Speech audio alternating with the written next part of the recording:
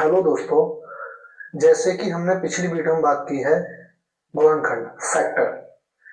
Factor कैसे करते हैं हमने पिछली वीडियो में अच्छी तरह डिस्कस कर चुके हैं।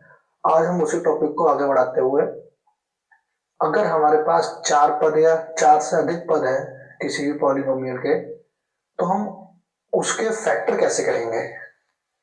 जो हमारा मेथड है कॉमन फैक्टर मेथड, उसकी मदद से कैसे करेंगे। जैसे कि हमारे पास एक बहुपद दिया हुआ है 2x+3y -2x² -3xy। इस सवाल को हमने पिछली वीडियो में भी किया है।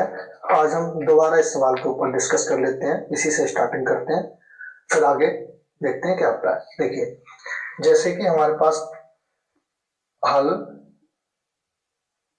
सॉल्यूशन 2x+3y माइनस का 2x² -3xy ये है, ठीक है। तो हम इसमें कॉमन लेकर ही हमने फैक्टर करने हैं, ठीक है, ठीक है इसके। जैसे कि अगर 2x यहाँ पर है तो यहाँ पर 2x तो है नहीं, लेकिन यहाँ पर 2x² है। वैसे यहाँ पर 3y है, यहाँ भी 3y है। तो हम दोनों टर्म को एक साथ लिख लेंगे। अलग अलग टर्म लिखी हुई है ना, तो ये एक साथ लिख लेंगे, ठीक है। जैसे कि 2x माइनस का 2x², वैसे ही प्लस का 3y और माइनस का 3xy, ठीक है। अब यहाँ से क्या कॉमन है, 2x यहाँ से कॉमन है, वैसे ही यहाँ पर x² है हमारा, तो एक x जा सकता है, 2 भी है यहाँ पर, तो 2x आराम से यहाँ से कॉमन हो जाएगा। 2x हमने कॉमन ले लिया, यहाँ बचेगा 1, वैसे ही यहाँ माइनस, यहाँ बचेगा x।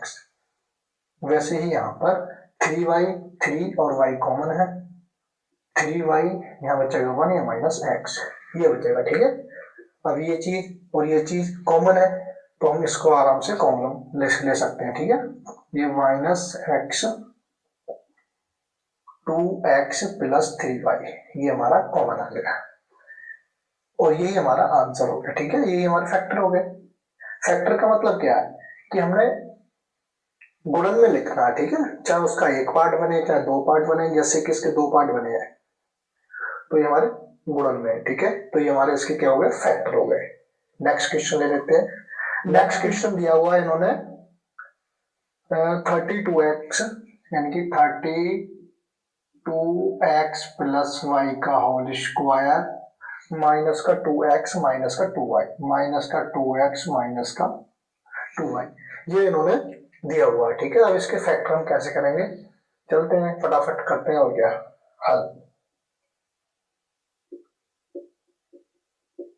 अगर हम सॉल्यूशन की बात करें तो ये क्या हो जाएगा, 32x+y माइनस का 2x माइनस का 2y। ओके, देखिए ये होल स्क्वायर है। पहले जो ब्रैकेट के अंदर है ना हमारा होल स्क्वायर, इसको एक्सप्लेन करते हैं, ठीक है। देखिए 32x² + y² + 2xy, ये बस हमारा होल स्क्वायर हमने एक्सप्लेन कर दिया, बाकी कोई नई बात नहीं की है इसमें, ठीक है। देखो ये माइनस का 2x एज इट इज रहेगा और माइनस का 2y एज इट इज रहेगा। इस 32 की इसके साथ मल्टीप्लाई कर दो, क्या हो जाएगा, ये हो जाएगा हमारा 32x² + 32y² + 32 × 2 64xy। Okay, minus का 2x हमारा एज इट इज आ जाएगा, माइनस का 2y एज इट इज आ जाएगा। देखिए ये टर्म कितनी है हमारे पास, 5। या तो हमारे पास 4 टर्म हो फिर ठीक है, या फिर 3, या फिर हमारे पास 2 हो या फिर 6 हो, कभी ही हमारे फैक्टर हो सकते हैं। ओके, तो हम यहाँ पर किस को किस में तोड़ सकते हैं। अगर देखा जाए 64 को अगर हम 22 प्लस लिख दें तो यहाँ भी 32 है, सॉरी यहाँ भी 32 है, लेकिन यहाँ पर 2 है, यहाँ पर 2 है, तो सिर्फ यही टर्म हमारी अलग है थोड़ी सी। तो हम इसको इस प्रकार से भी लिख सकते हैं, कैसे, 32x² + 32y² + 32xy और प्लस 32xy और माइनस का 2x माइनस का 2y। ऐसे हम लिख सकते हैं इसको। देखिए ये टर्म ये टर्म ये टर्म एक साथ ले लेते हैं। ओके, देखिए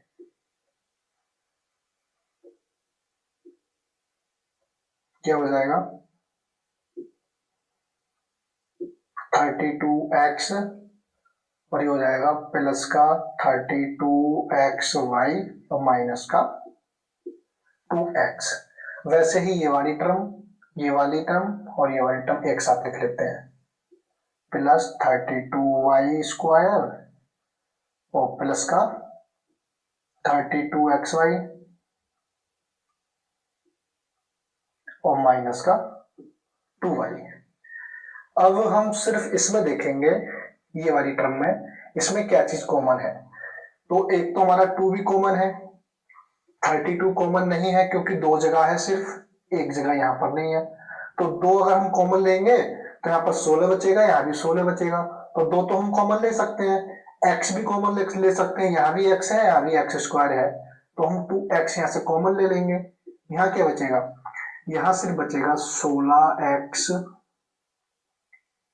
ओके, क्योंकि यहाँ पर x स्क्वायर है, 32 का 16 बचेगा, प्लस का यहाँ भी क्या बचेगा 16, x हमारा बाहर आ गया, यहाँ बचेगा y और वैसे ही यहाँ पर माइनस का 1 बचेगा।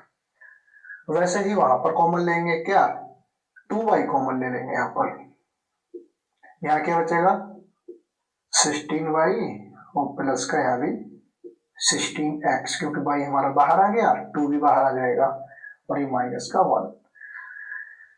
वैसे ही अब यहाँ पर देखें क्या चीज कॉमन है हमारी, ये चीज सेम है बिल्कुल, तो ये चीज कॉमन हो जाएगी, बाहर आ जाएगी, क्या हो जाएगा 16x प्लस का 16y माइनस का 1। बचा क्या 2x प्लस 2y। यहां से भी 2 बाहर कॉमन ले लेंगे, क्या हो जाएगा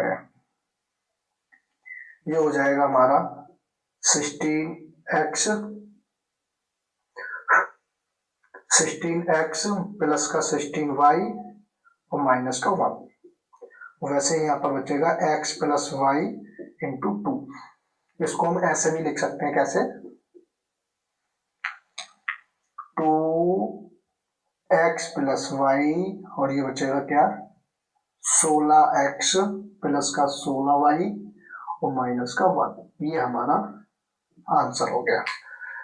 ठीक है, ऐसे अगर इस प्रकार के सवाल आए तो आपको ध्यान देना है कि हम कॉमन ले तो पा रहे हैं, यहाँ से कॉमन तो आ रहा है यहाँ से 2x, लेकिन हमारे फैक्टर नहीं प्रॉपर बन रहे, तो खुद अपनी तरफ से ही इनको आपस में तोड़ना पड़ सकता है। ठीक है, इस बात को आपको ध्यान देना है। ठीक है, तभी आप प्रॉब्लम सॉल्व कर पाओगे। मैं इसको डिलीट कर देता हूँ, फिर नेक्स्ट क्वेश्चन देखते हैं। ओके, छठा क्वेश्चन देखते हैं। छठा क्वेश्चन थोड़ा ठीक है, ax plus B X plus B Y, यानी कि दिया हुआ है छठवा question ax plus B Y plus B X plus ax plus B X plus B Y, यानी कि यहाँ पर हमारा x है और यहाँ पर क्या है बी वाई। ठीक है, और यहाँ पर दिया हुआ plus C Y plus C X plus C Y plus C X और फिर दिया हुआ प्लस ए वाई। क्या दिया हुआ प्लस ए वाई। देखिए हमारे पास 6 टर्म है, तो इसमें से कॉमन आराम से होकर हम प्रॉब्लम सॉल्व कर सकते हैं। Okay, solution ax plus B X plus B Y plus C Y plus C X plus A Y, ये हमारे पास प्रॉब्लम है। ठीक है, अगर हम यहां से देखें तो यहां से x कॉमन है, यहां से y कॉमन है और यहां से कुछ भी कॉमन नहीं है, तो ये ऐसे नहीं हो सकता। हमने वो टर्म देखनी है कि जहां से हमारा जो a b c ये कॉमन आए। ठीक है, ओके, देखिए अगर हम ax और अगर हम ये वाली टर्म एक साथ लिख लें प्लस ए वाई, वैसे ही प्लस बी एक्स और हम ये सी एक्स बी वाई वाली टर्म से एक साथ लिख रहे हैं प्लस बी वाई, ओके। वैसे ही प्लस सी एक्स और प्लस की सी वाई, ये हमने ये टर्म ऐसे लिख ली। अब यहां से क्या कॉमन है, ए कॉमन है, एक्स प्लस वाई बचेगा, बी कॉमन है, एक्स प्लस वाई बचेगा, सी कॉमन है, एक्स प्लस वाई बचेगा। सवाल हल हो गया। देखिए यहां से ए कॉमन ले लिया हमने, यहाँ बचा एक्स प्लस वाई। यहां से बी कॉमन ले लिया हमने, यहाँ एक्स प्लस वाई। यहां से सी कॉमन ले लिया हमने, एक्स प्लस वाई, ओके। अब तीनों टर्म में से हमारा एक्स प्लस वाई कॉमन है, तो एक्स प्लस वाई कॉमन ले लेंगे। बचेगा क्या, यहाँ पर ए बचेगा, यहाँ बी बचेगा, प्लस बी प्लस सी, ये हमारा आंसर हो जाएगा, ओके। अब वैसे नेक्स्ट क्वेश्चन देखते हैं, ठीक है। देखो X square minus A upon B plus B upon A into X plus one, okay. इसको हल करते हैं, सॉल्यूशन। यहाँ पर हमारा एक्स स्क्वायर माइनस का A upon B plus B upon A into X plus one है, ठीक है। देखो एक्स स्क्वायर एच टी लिख लेंगे, माइनस इस एक्स की इसके साथ मल्टीप्लाई करेंगे, और जो ये माइनस है इसकी भी माइनस के साथ मल्टीप्लाई कर देंगे, तो एक लाइन लिखने से बच जाएंगे। तो ये बचेगा ए एक्स अपॉन बी और माइनस का एक्स बी अपॉन ए, ओके। एक्स बी अपॉन ए प्लस का वन। देखो यहां से क्या कॉमन आ रहा है, हमारा एक्स कॉमन आ रहा है। यहां बचेगा एक्स माइनस का ए अपॉन बी। अब यहां से हम क्या चीज कॉमन लें कि हमारा ये पार्ट बन जाए।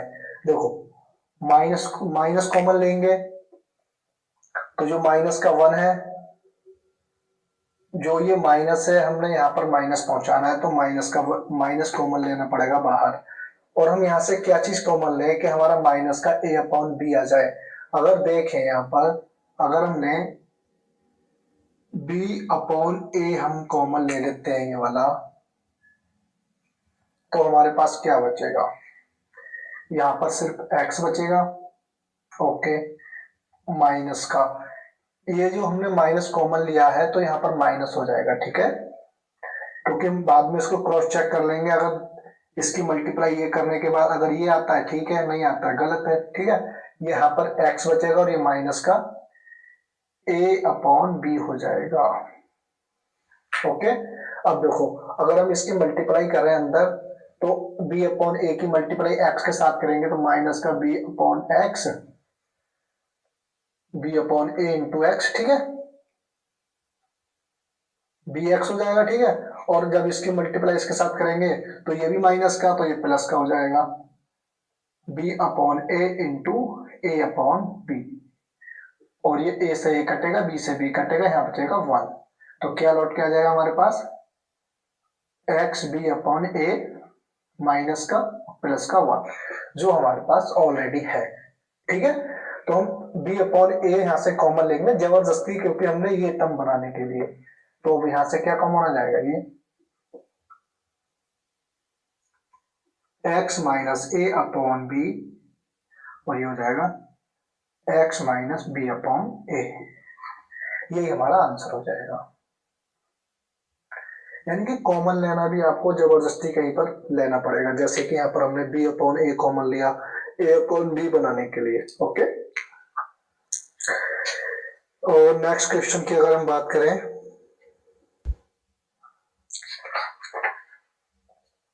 एक लास्ट क्वेश्चन लेते हैं इसमें, और इस लेक्चर को यहीं पर खत्म करते हैं, ओके। देखो सवाल नंबर या तो 1 2 3 4 सवाल तो काफी है इसमें। सवाल नंबर 18 ले लेते हैं, ए स्क्वायर बी, लास्ट है, A square B A square B. देखिए सारे क्वेश्चन मैं नहीं करा सकता, आप घर भी आप कुछ क्वेश्चन कर लीजिए, ठीक है। ए स्क्वायर बी प्लस का वी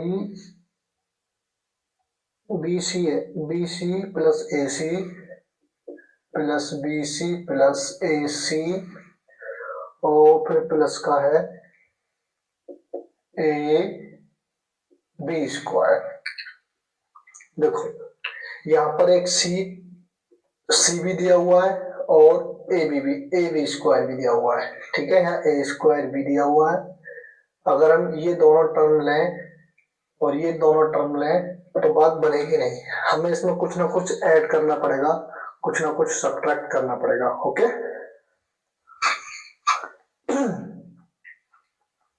क्या ऐड करेंगे, क्या सब्ट्रैक्ट करेंगे, देखिए हल।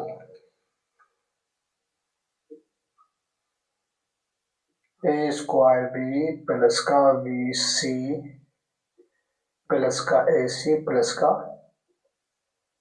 A B square. अगर हम ये चीज देखें और ये चीज देखें,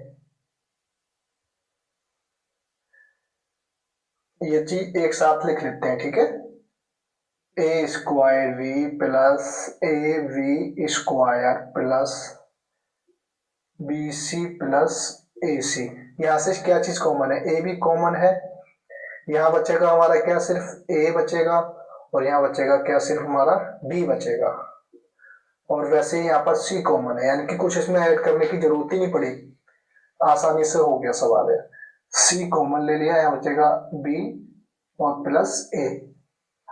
वैसे ही यहाँ पर ये चीज कॉमन है बाहर, ये चीज कॉमन है, तो ए प्लस बी कॉमन ले लिया हमने, क्या बचा ए बी प्लस सी। यही हमारा आंसर हो गया। देखिए मैं सारे क्वेश्चन इस लेक्चर में नहीं करवा सकता क्योंकि वीडियो काफी लंबी हो जाएगी, तो इस वीडियो को यहीं पर, यहाँ तक वीडियो देखने के लिए बहुत बहुत धन्यवाद। मिलते हैं नेक्स्ट वीडियो में। नेक्स्ट वीडियो में हमारा नेक्स्ट टॉपिक रहेगा, अगर बहुपद स्क्वायर वाले हैं, क्वाड्रेटिक इक्वेशन जैसे इसमें दिया हुआ है, लीनियर हो या फिर घन बहुपद, तो उनको स्क्वायर के मदद से कैसे हम गुणनखंड कर सकते हैं, यानी कि पूर्ण वर्ग करके कैसे हम उनका गुणनखंड कैसे कर सकते हैं, नेक्स्ट वीडियो में इन्हीं के ऊपर डिस्कस करेंगे। मिलते हैं नेक्स्ट वीडियो में। Thank you for watching this video.